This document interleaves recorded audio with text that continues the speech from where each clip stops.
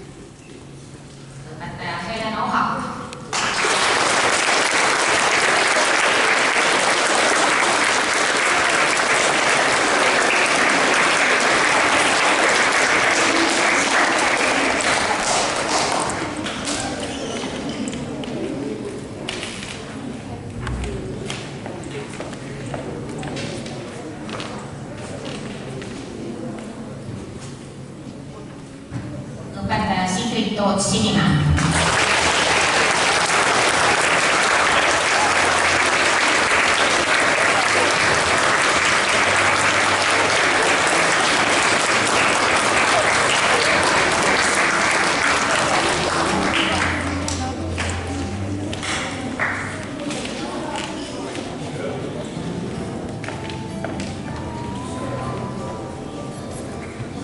Kristina Varin-Kivi.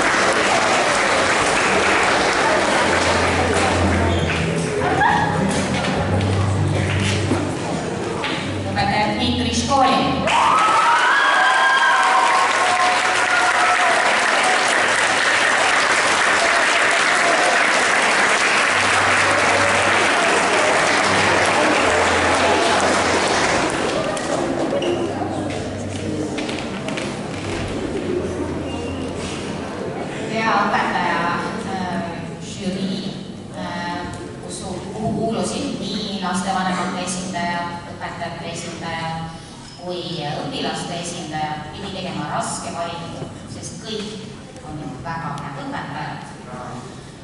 Ja selle valiku tulemusena kuulutame täna selle aasta hea õpetaja laureaadiks